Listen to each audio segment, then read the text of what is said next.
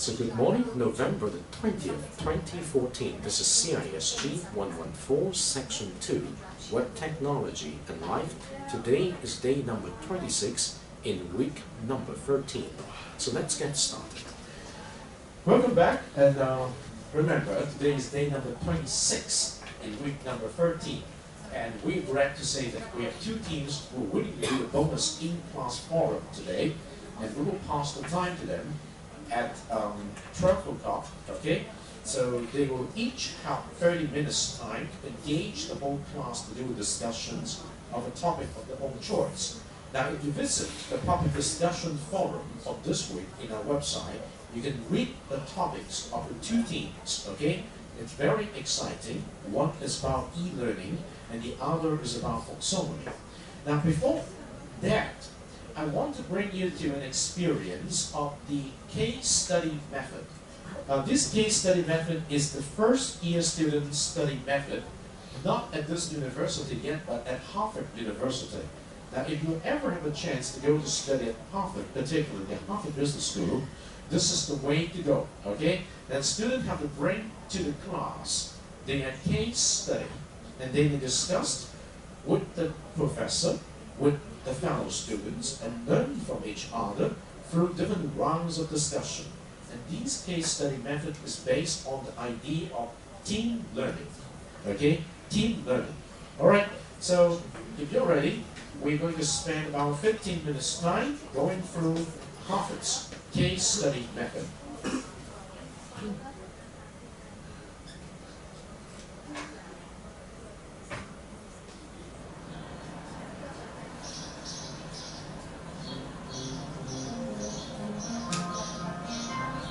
First approaching a class, it's 8:30 in the morning, I'm walking off to class, I'm about ready to teach. The first thing I'm thinking about is, where are they? What's going to be on the students' minds? The morning before teaching is an important period for me. I have to go through my whole pre-teaching ritual.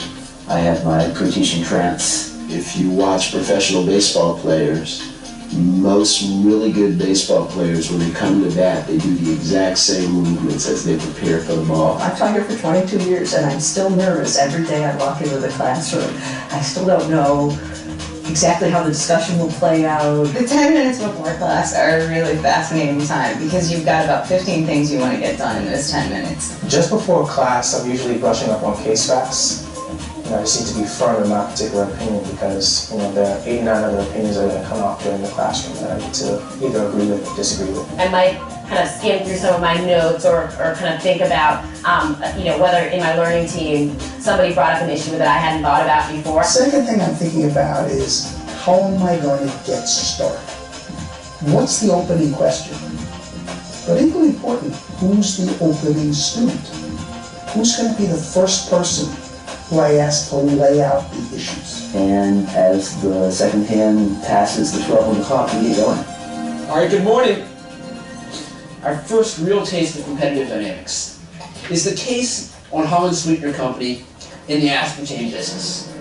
Your role is that of Winfred Vermees. You're the CEO of Holland Sweetener Company. You're entering the market for aspartame. For the first time, you're facing NutraSweet with competition. And you've got to ask yourself, how do I think NutraSweet is going to respond? With a price war or with normal competition? What do you say? To me, the reason that this method is so effective is that it really mirrors what managers do in real life. We put the student in the seat of that manager or that employee confronting a problem. It's fun, right? And there's a lot of the active engagement. It's hard in a lot of ways as well, though. Nothing is spoon invented. You've got to be prepared and you've got to come ready to play every day. The most fulfilling classroom experiences at HBS, you can tell, come with intense preparation from all sides. It's crucial. If you aren't prepared for the class, you can't engage as much. You can't have a kind of friendly, dynamic discussion with all your classmates. Individual preparation is a solo affair.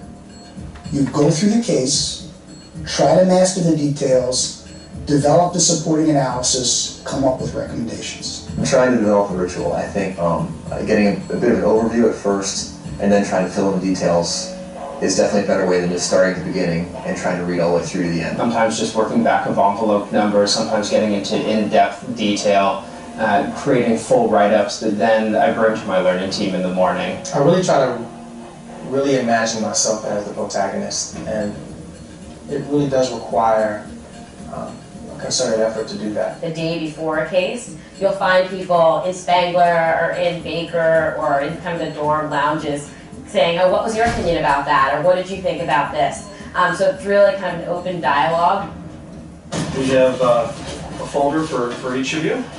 The overview, one-page summary, a board plan, and then at least my shot at the Faculty prepare far more for a case discussion than any individual student. I find it takes me 5 to 10 times as much time as it typically takes a student. There are cases that I've taught numerous times, and I get as excited about it the 10th time I teach it as I do the first time, maybe more so, because I know what the possibilities are and I know what the richness is. Here we'll be giving students particularly to be better at analyzing individual competitors, understanding the generic threats that accompany success, and we'll be introducing them to tools, particularly the tool of game theory. I usually put them in the position of Wilford Vermees and try to get you to think about, will it be a price war? The thing that's always impressed me is the extent to which there are actually debates in teaching groups. That here a set of people trained in the same disciplines around the same materials can have very different views about the best way to orchestrate a case, or even different answers to the question, you know, what's this case really about? I expect students to give their heart and soul to the case. Most importantly, I expect the students to put themselves in the shoes of the protagonist of the case and ask themselves seriously, what would I do? And I want them to think very seriously, what would they do if they really had that situation in their lives? These are questions where there are different perspectives. You can marshal the facts in the case and reach very different conclusions. So part of what students do is they decide day in and day out, and they get in the habit of making decisions.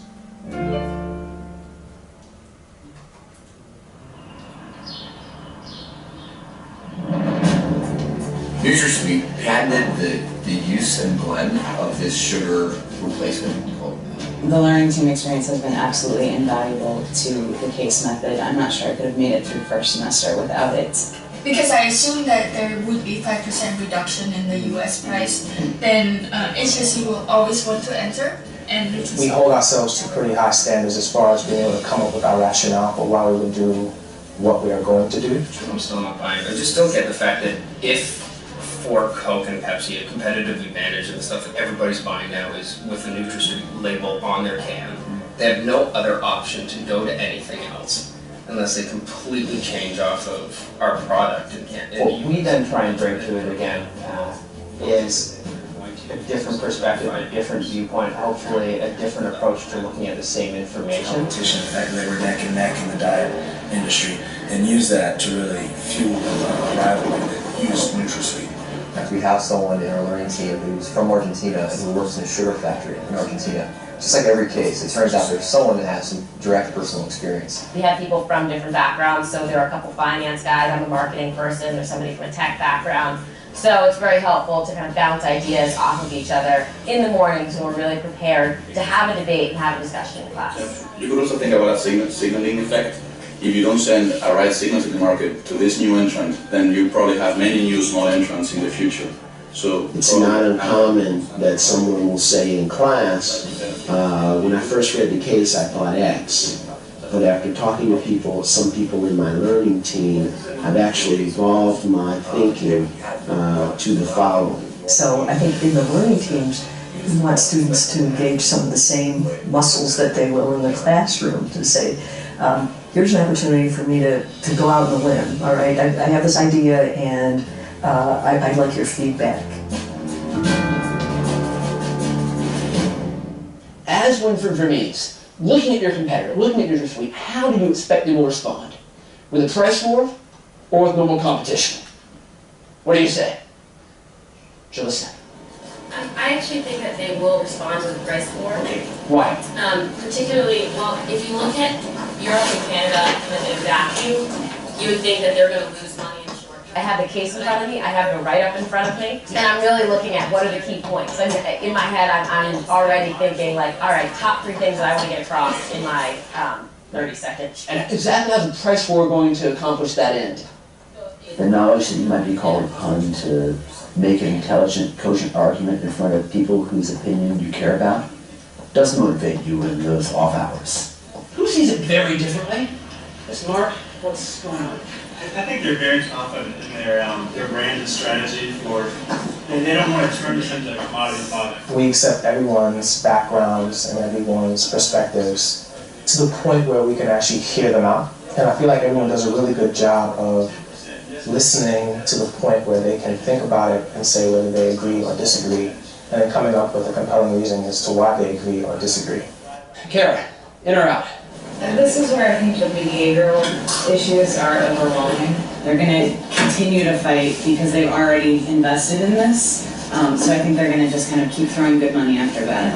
I know I cannot compete with NutraSweet on price, but I might be able to compete with them on brand. So what I would try to do is try to do some like customer research and try to really get the HSC product out there and really get it to the point where there's some critical mass as far as brand recognition, and then approach Pepsi and say, hey Pepsi, here's an additional level of aspartame that you can have to compete with Coke who's using the NutraSweet. Kara, why don't you role play Pepsi? How do you respond to Phil? I have a couple of problems. I mean, one, your product isn't branded yet, and it takes quite a bit of I see that you're trying to give me a point of differentiation to go after my competitor, but to be honest, I just don't have the faith in you yet to be willing to take that gamble. I think fun is one of the most underrated aspects of the case method. Learning shouldn't always be difficult. Learning shouldn't be painful. There's a certain element of joy that comes with learning. Jen, you had another proposal. Yeah, so I'm going to go to Pepsi and I'm going to say, I'm only going to work with you. If you just work with me, then I'll lower your price and you're going to get the competitive advantage from working with me, whereas NutraSweet's not going to have to match that because they're just working with Coke. That sounds a little bit better. I found that I learned a ton from my professors, but I really learned the most from my fellow section mates. You never, ever, ever, ever enter a price war if you don't have a credible low-cost position. If you ever do that and I worry about it, I will deny that I ever knew you were Harvard Business School. Okay? Ever, ever. And very important what Samir is saying, they entered without any advantage. There was not a superior gap between cost and what to pay. That was a major lesson of the case.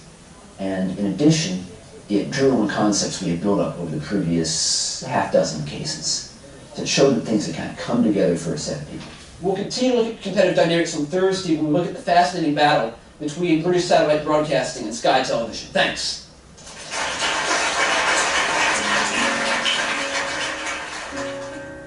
My favorite classes are those where the debate is still raging 20 minutes after class, and we can't stop it. They really give a lot in those 80 minutes as far as listening and vocalizing your perspective. You know, you really start to see why the case method works so well because you're surprised with how much you remember from the case, but also from what people's responses were to the case. There are very specific situations that any manager is going to experience at some point in their career. We teach people in many ways the courage to act under uncertainty. The facts in a case are always limited. The amount of information you have at hand is by design quite compressed. You're working under great time pressure. We're asking people to learn how to take a stand. It's not a passive process, and frankly, management's not a passive process. They get to try out many of the component processes of management in the classroom, and they get to build muscles around things like judgment. The answer to most questions is, it depends. If one can leave here understanding under what circumstances you would go left and under what circumstances you would go right, then you've got a depth of knowledge and you've got it kind of in your gut as well as in your head I think Harvard Business School is the finest teaching institution in the world. And I don't just mean among business schools. Teaching is in the fabric of the culture. We go back in a long tradition, started probably even before Socrates, but we can certainly go back to there. We want to continue in that tradition. Some things never get old.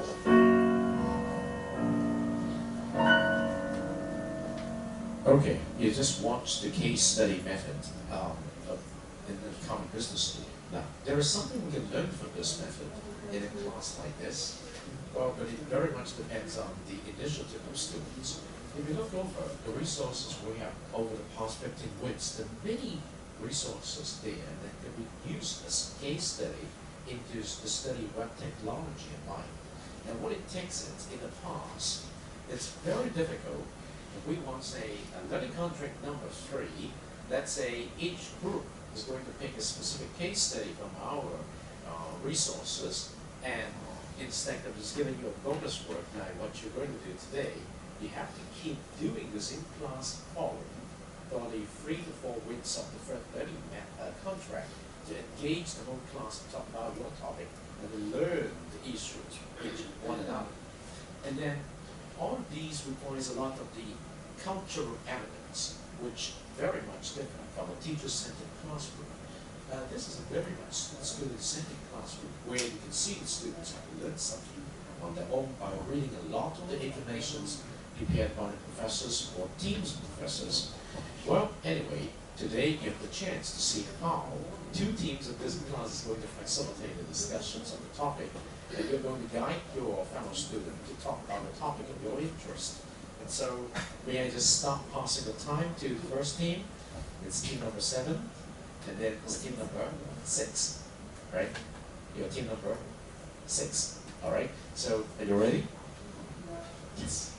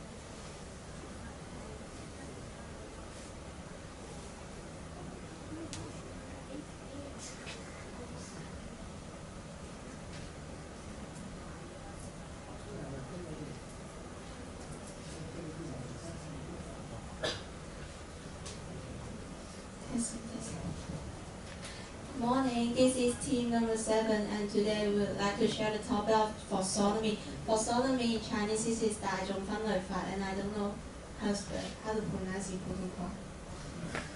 大众分类归纳法。对。So, before this is Margaret, and this is Emily, and this is Jack. Before we give our introduction, we would like to have a video. Yeah, which define taxonomy.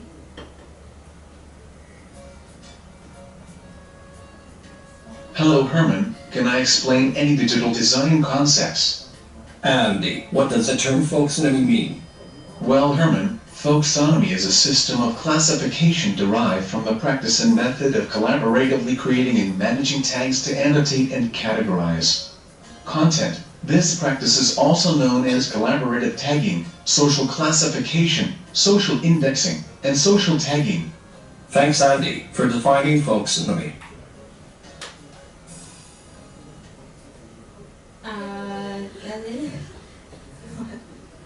Then is what we talk about the device or folksonomy.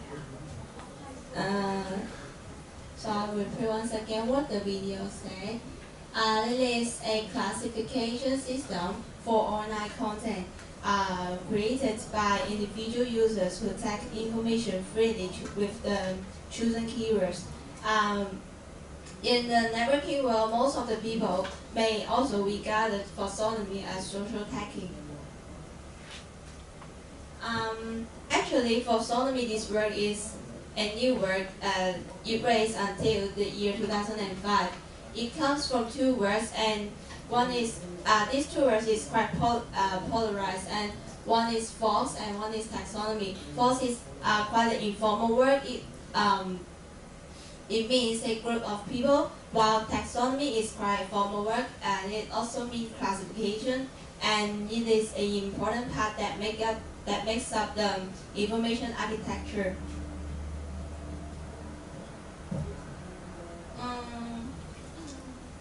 Folksonomy in what then we'll talk about the reason why folksonomy is so common in the networking world. First of all, this is all user orientated. That means we folksonomy think of the users first, and it is bidirectional. That means it is a two-way aspect.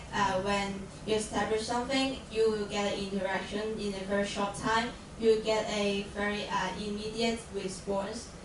Unlike taxonomy, which is a more formal and one-way giving. There are two examples to help you distinguish between taxonomy and folksonomy. Taxonomy is like, Wikipedia is like taxonomy, and while Facebook is a similar example of folksonomy. Wikipedia we can see that it is a more formal website, and it provides many information to us. While Facebook, it is more we feel very comfortable when using it, and it is a more casual website. So just now we mentioned about Facebook is like folksonomy, so we'll talk about folksonomy among the social network. Actually, folksonomy forms a communication channels and network invisibly, because when folksonomy happens among the social network, they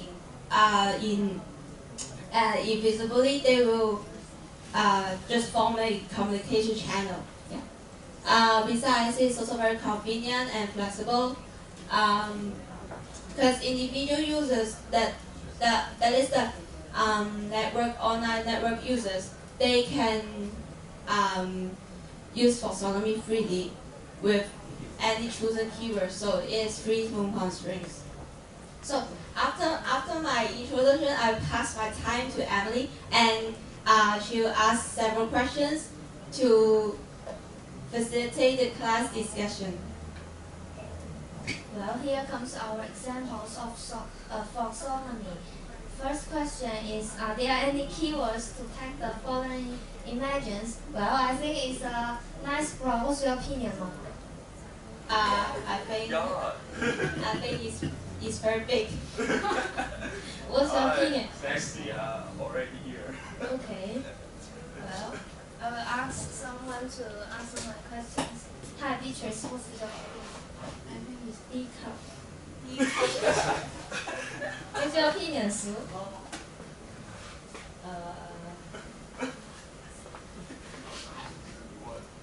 It's good.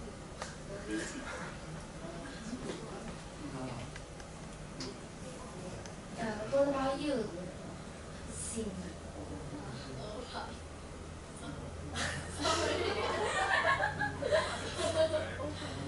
Open. What about you? Okay, what about you? Admire. Admire. Well, boys, what's your opinion? Good. Already here.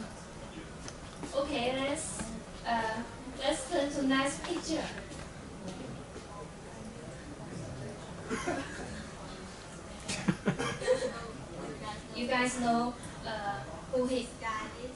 Yes. What's your opinion? Well, I think he's Dr. Watt. I think.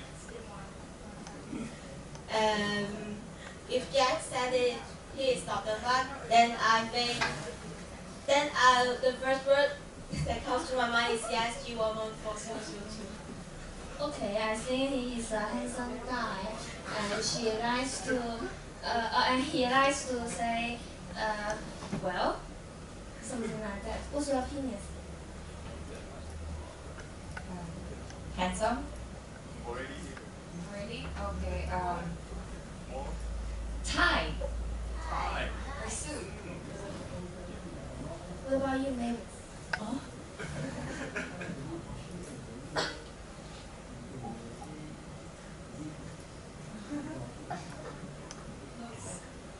But he's smart. Smart. Yeah. Julio? Lies. Boss. My boss. Cool. I think he's smart. I think his shoes is nice. I think of OIA. The OIA. He is on OIA. And Jeremy? Gracious and prestigious. Okay, excellent idea. And turn to next question.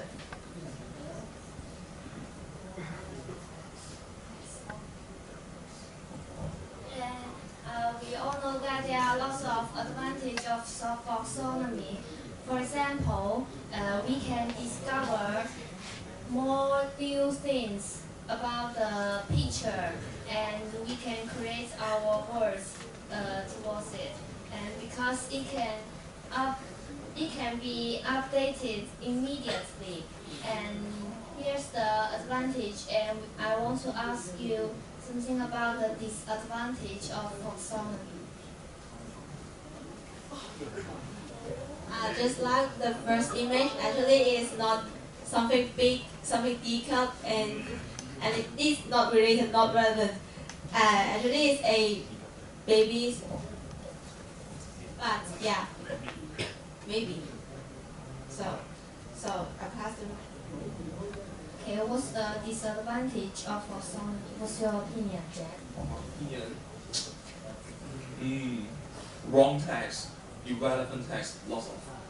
Yes, I think in the taxonomy, someone just laughs at others, and there's no respect. And what's the disadvantage of taxonomy? What's your idea? It's not so. It's not so good. No. Let's discuss. Don't be so quiet. Let's discuss. Okay. Hi. Hi, what's your disadvantage of taxonomy? You don't know. Do you know some disadvantage of taxonomy? No. Many disadvantage. Make some discuss. Give you some tips. Okay, what's your opinion? I think first of all, our position is wrong and the whole taxonomy will be wrong. I think this is disadvantage. Hi, Selena, what's your opinion about the disadvantage of taxonomy? It can be very deceiving. Misleading. Yes, very good. Next.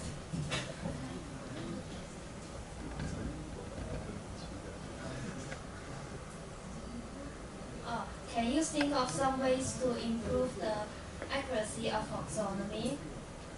I think, first of all, we need to educate people to have the correct mind towards the taxonomy, and we need to develop our information technology to set the accurate rule. What's your opinion, Margaret? Yeah, my opinion, similar to yours ideas, and I think it may be better if for the one society if we have a more accurate rule and people contain the same information on a piece of and contain the same knowledge on a piece of information. And you? Okay, let's discuss. Okay. Do you guys have any idea? Any ideas first come into your mind? Any idea? Just tell us. Every answer is acceptable. Yeah. Any idea? Any idea, everyone? Maybe have lessons to learn from the interactive and social aspect exemplified by collaborative tagging systems. For me, this might not be relevant to others, but this is just what I think. To me, there's no accuracy because it still depends on the person itself, so you cannot really control anyone in what they say or anything, so there is probably no way to improve because you cannot improve human beings. So that's... Yeah, but we still have to improve it. Yes, of course. Yeah, any...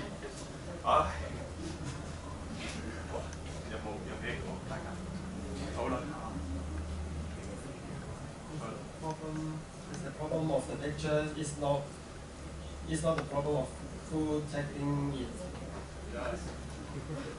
Yeah. Yeah. So it means who posts the picture have to be improved possible. Yeah. Yeah. Okay. Thanks and move on.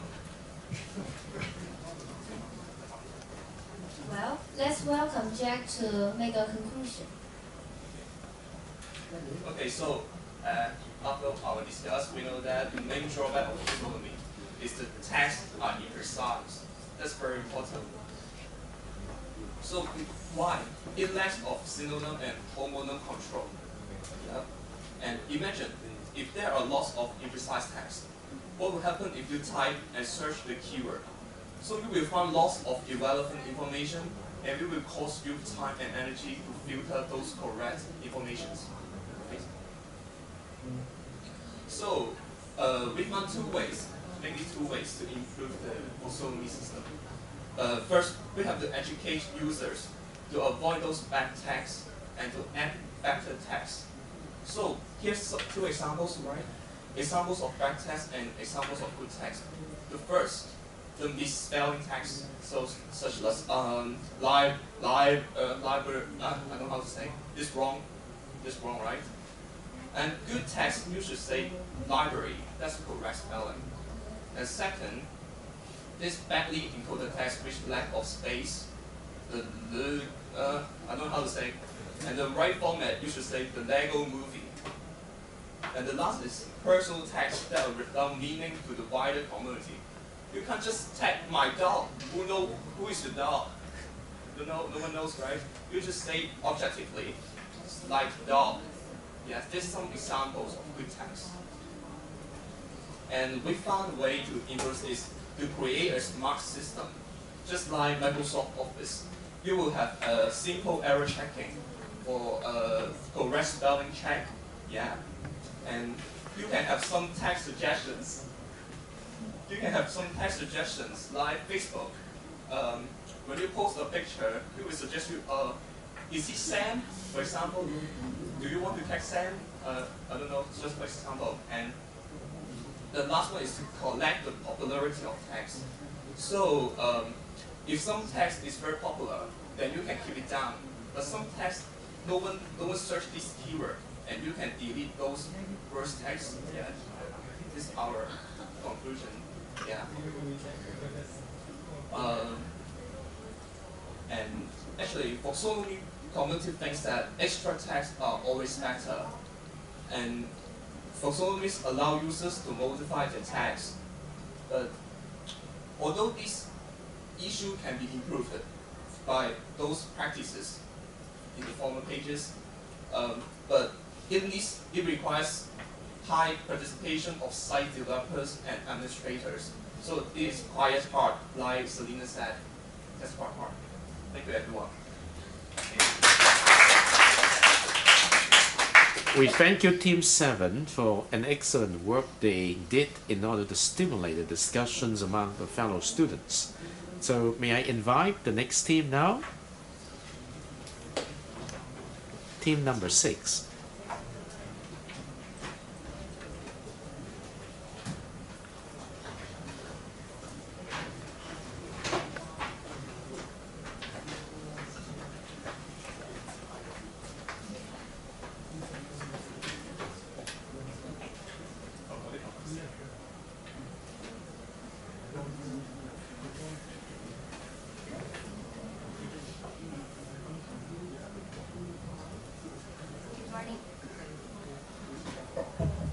Good morning, everyone. We're Team 6, and we are going to present and talk about e-learning.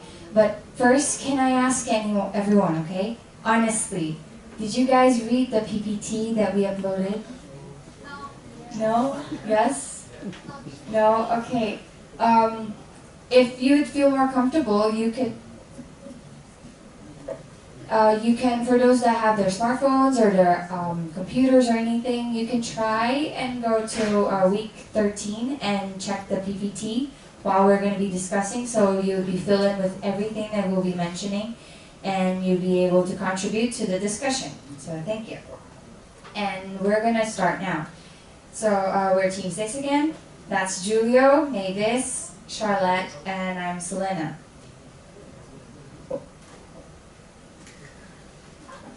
Wait a moment.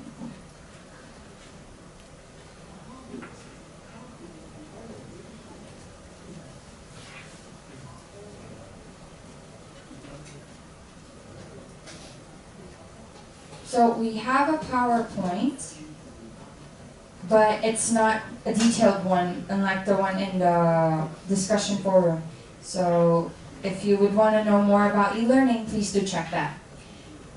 So here, this is our topic, e-learning. And before that, just to fill you in with everything about e-learning, we'll just show you a video of what e-learning is.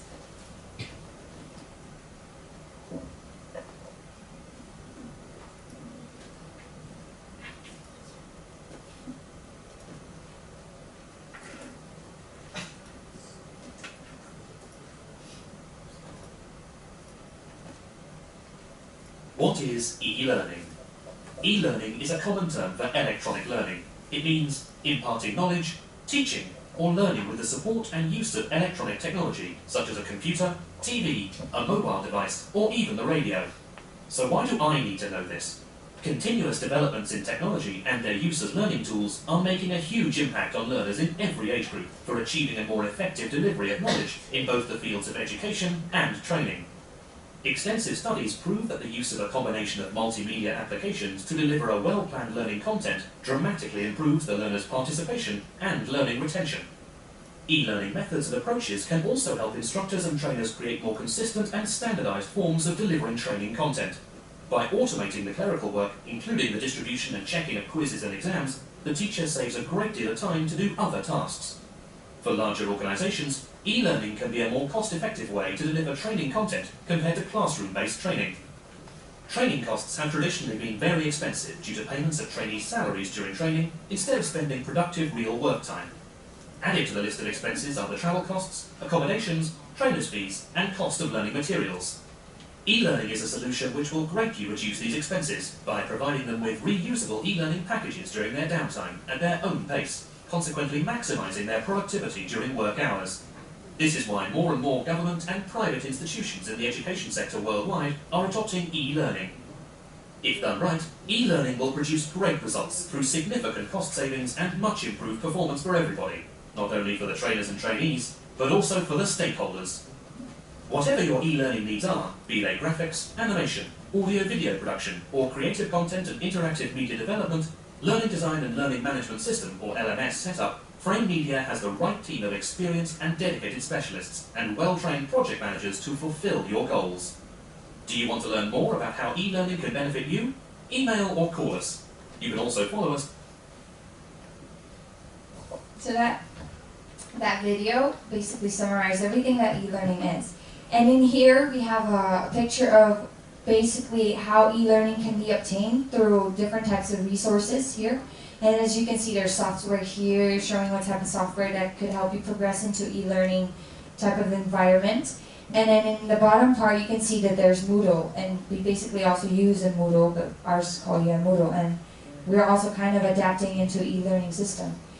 And then there's other types of hardwares, internet sources, libraries also part of it, and all of the other types of resources.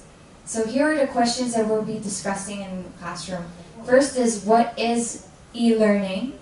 What are its benefits? And is there any disadvantages to e-learning? So now we'll continue and move forward with the first question.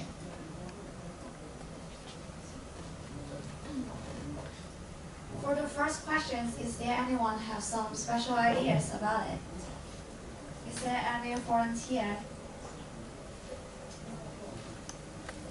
I think e-learning involves the use of computer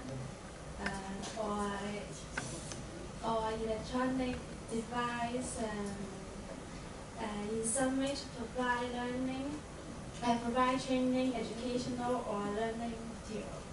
Thank you. Thank you.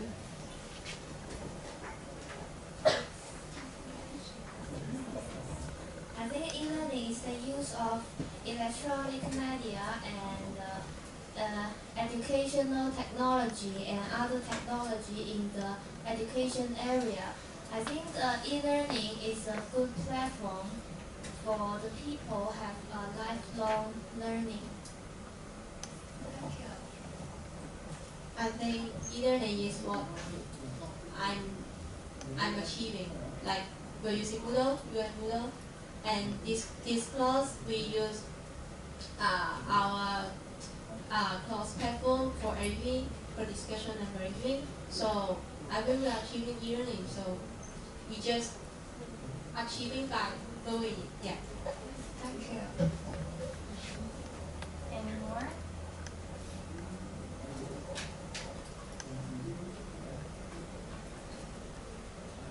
Do you want to have a try of this question?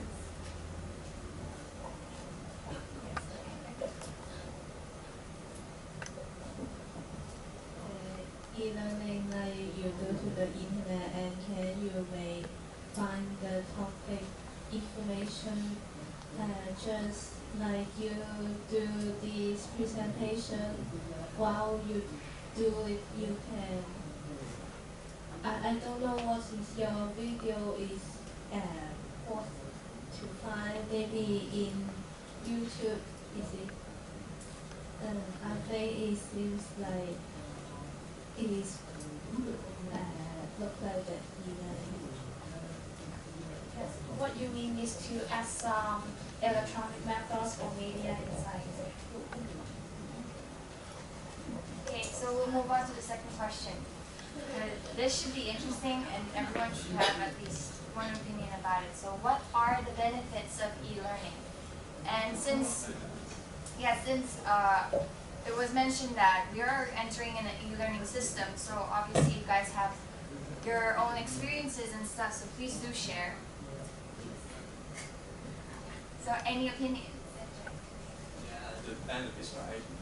Yeah, one of the benefits is increase the learning efficiency, I guess. But actually, this is one of our topic in our learning content brief, and we found that the learning efficiency will increase only in the less developed countries. But in some advanced countries, the learning efficiency is not very good by e-learning. Yeah.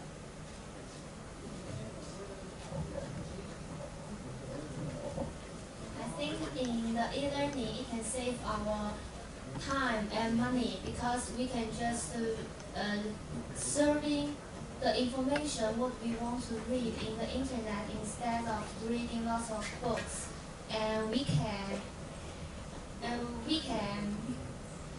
we can surfing it in internet, and it's no need for us to buy lots of books, and it is waste of money. And we can design our own learning process in the e-learning, because everyone learning style and learning process is different. We can learn whatever we want and wherever we want. And we can control our time to learn. We can choose the phase and yes, control our time to learn. I want to make some more comment on Jack's idea. Just like Jack mentioned, e-learning is more efficient in less developed country, while less efficient in developed country.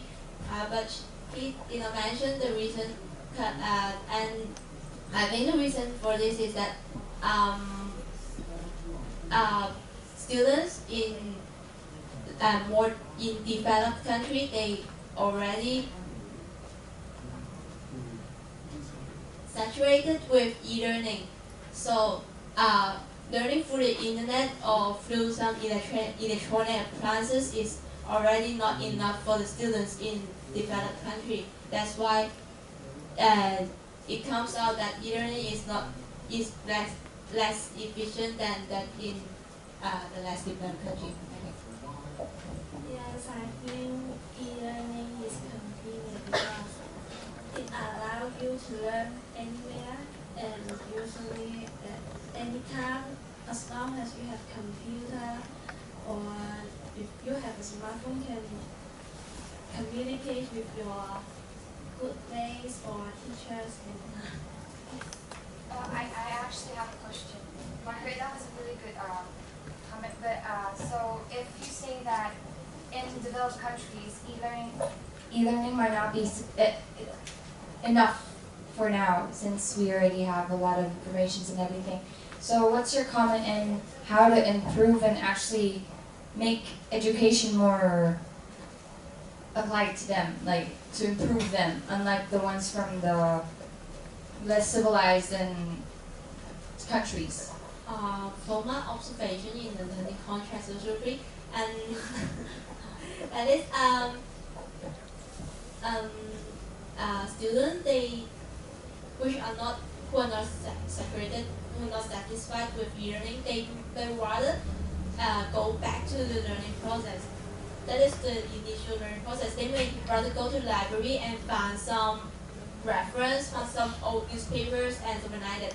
And instead of this, I think when talking about the improvement, I think e-learning should be more information of the past, yeah, and should be a combination. Because e-learning is now not very formal, you know.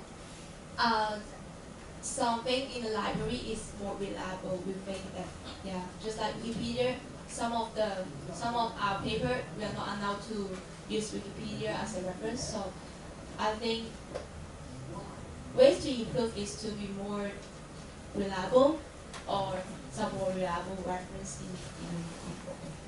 Does anyone have any answers to that question? Even though it's not in here, but it's just an extra question that maybe anyone might want to answer.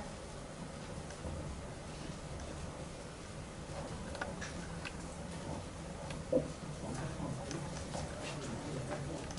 you have any idea about the second question? E-learning has many benefits, and it's improved our study efficiency. If we are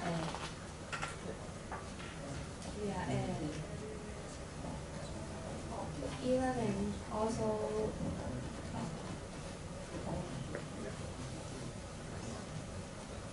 e-learning is not only means for electronic, but also means everyone engaging, easy, and so these words can show its benefits.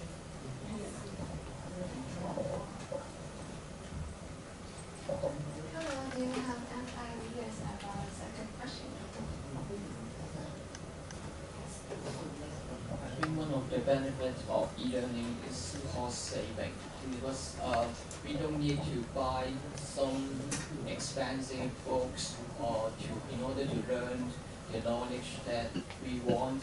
And what we need to do is just go to the internet, and there's many informations that we want, and we don't have to pay a lot of money to get those information. So I think this is one of the benefits of e-learning. Thank you for your cost-saving idea. So we'll move to the question 3 then.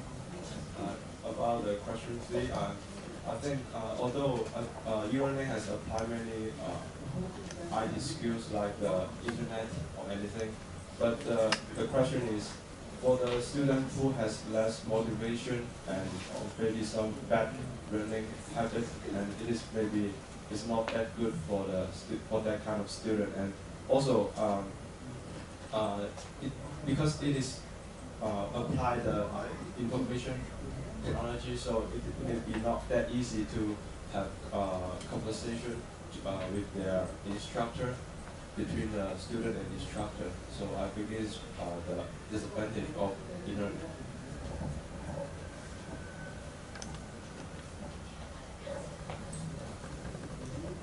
Although the e-learning has a lot of benefits, it also has a disadvantage. Nowadays, we will face to the monitor at least 5 hours a run. If we use e-learning, we will face to the monitor more about 2 hours. So if we face to the monitor in a long time, it will damage our eyes. Although it can save our money, save our time, if we can't have a healthy eyes, it's meaningless. Thank you.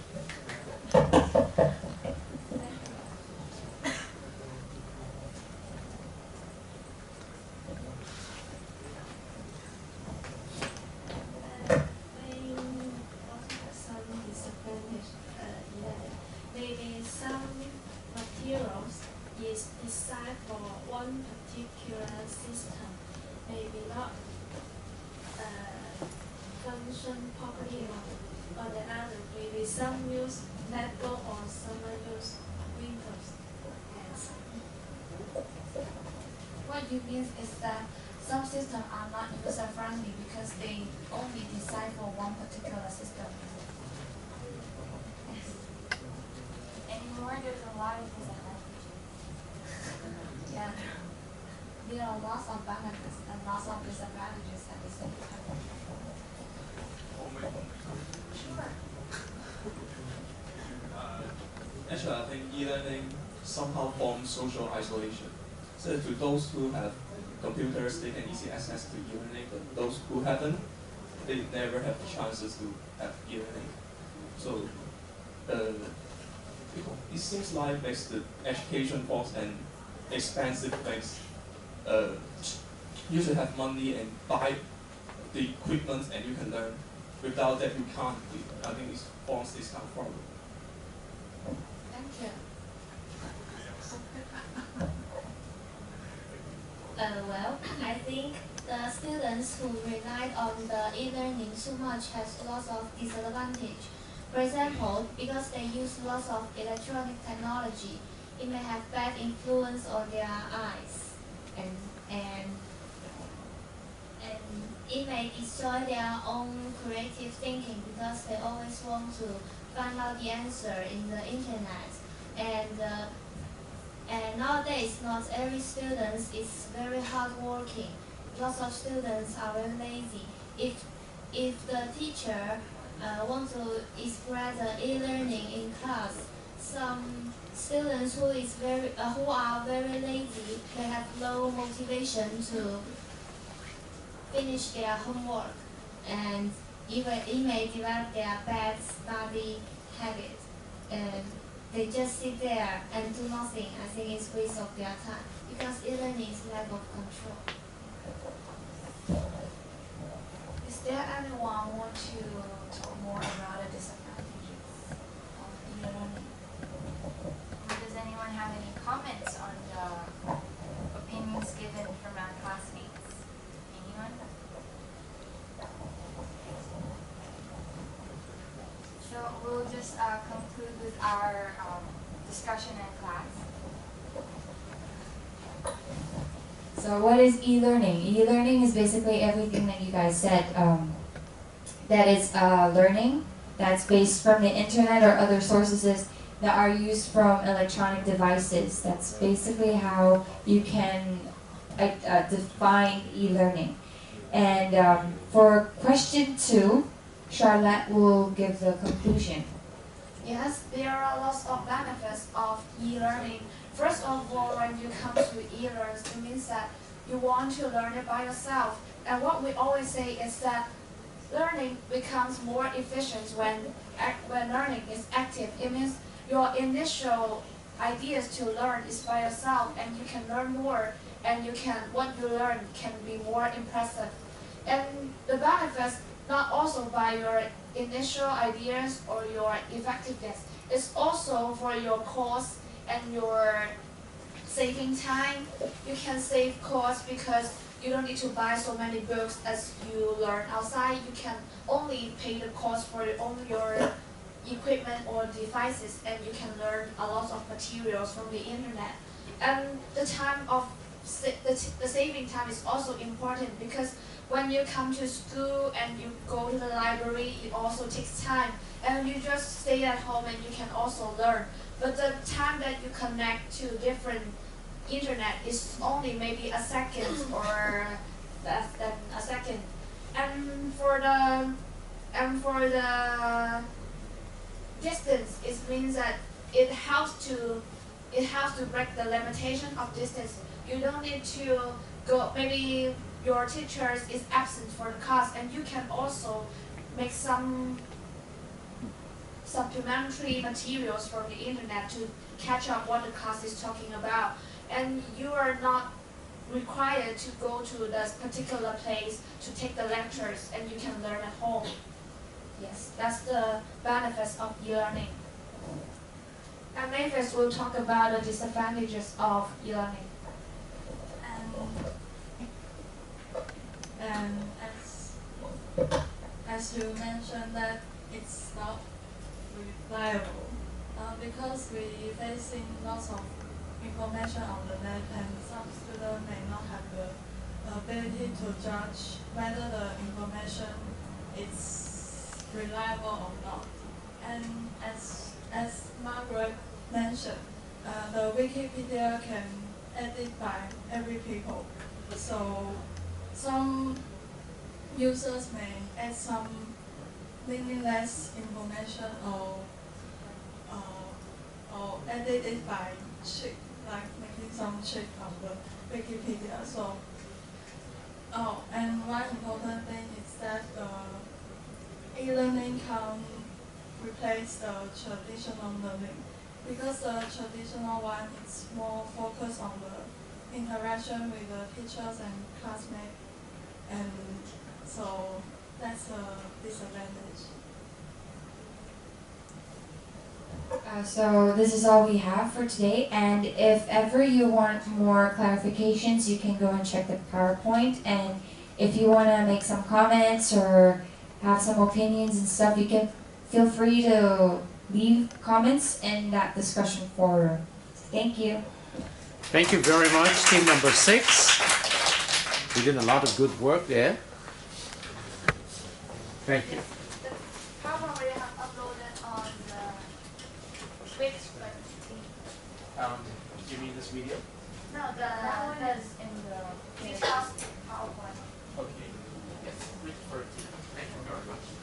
Well, I enjoy your discussions here, and it makes a lot of sense to have students leading the discussions, and it's very, very good.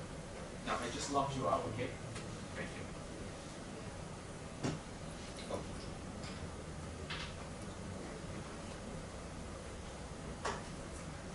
Allow me to take attendance for the day.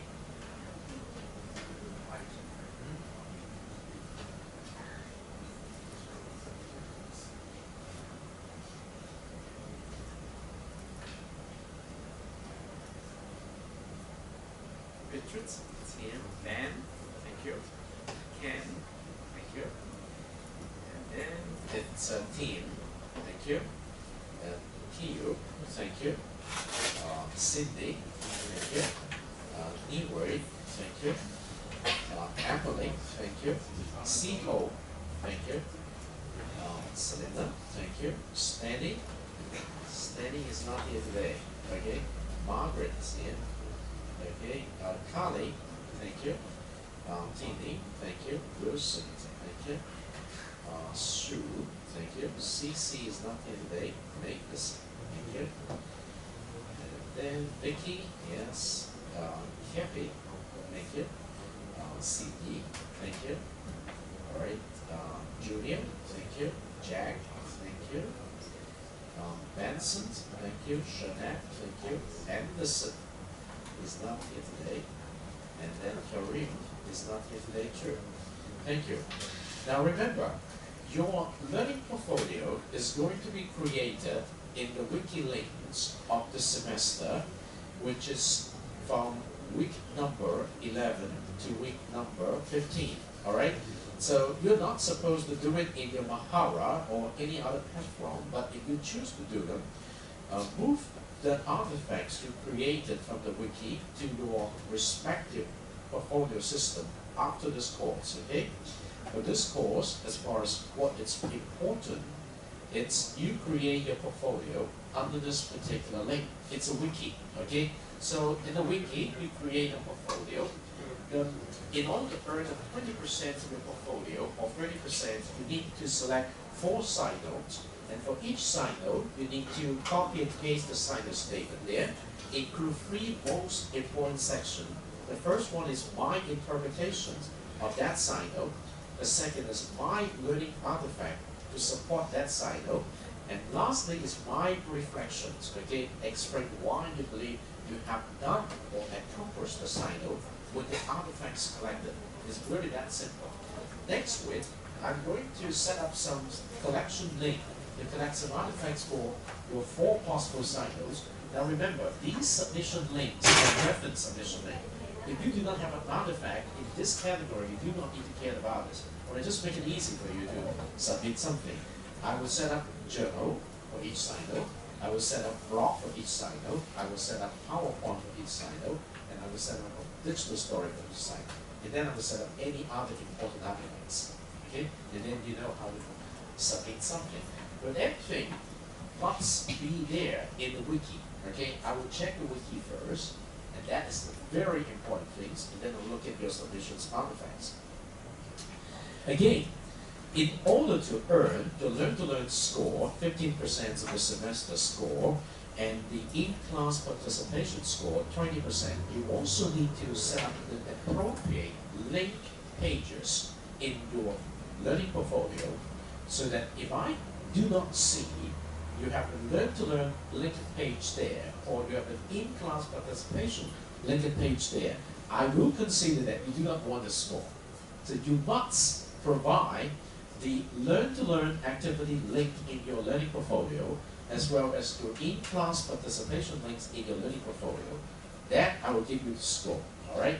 So it's very important. And if you have already done that bonus work, just like what you did today, include a link in your learning portfolio with the necessary video, PowerPoint, whatever it is, okay, so that I know that you did a good job. Well, again, next week, you will receive some specific links which invite you to tell me which of the 3 learning contract you want to receive full score. I'm about to finish grading your learning contract number 3, and so next week you can tell me which one you want full score. And then I will also set up a link to ask you for Plan A or Plan B for your assessment scheme. Okay? So make sure you do everything possible and check out your grade. Alright? I'm working very hard this week doing a lot of grading. Alright? So that's it for today. If you have any other question you want to ask me, you can stay behind. I will be here until 1. Otherwise, that's it. Alright? That's it for today's CISG114, Section 2, Web Technology and Life, day number 26. on November the 20th, 2014. Until next week, stay tuned.